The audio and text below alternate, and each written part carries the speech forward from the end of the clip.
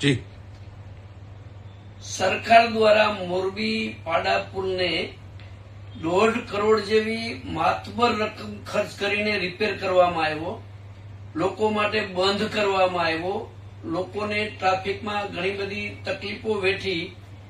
આમ છતાં આ રોડ રિપેર થયા પછી પણ જે પુલની અંદર ઝાડવાઓ ઉગી ગયા છે એ ઝાડવા કાઢવાના પૈસા સરકાર પાસે નથી. તો સરકાર શું આ ઝાડવા વધારે મોટા થાય અને પુલને વધારે નુકસાન થાય અને પછી મોટું રિપેરિંગ કરવું પડે એની રાહ જોવે છે?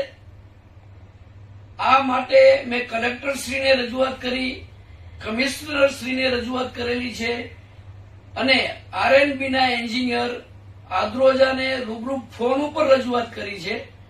વાતો એને કરી છે કે ના કાઢી નાખી છે, નીકળી જશે, ઘોડો મગાવ્યો છે, પરંતુ આજ દિવસ સુધી ઈ ઝાડવા કાઢવામાં આવ્યા નથી. આવા મામૂલી ખર્ચ માટે જો સરકારને રસ ન હોય, આવી તકલીફ પણ સરકારના અધિકારીઓને દેખાતી ન હોય, તો આ અધિકારીઓ શું પોતાના ખિસ્સા ભરવા માટેના જ કામો કરે છે? સાચા કામો નથી કરવા? આ નુકસાન વધારે થશે અને પુલ વધારે જર્જરિત થશે, પછી શું રિપેર કરશે?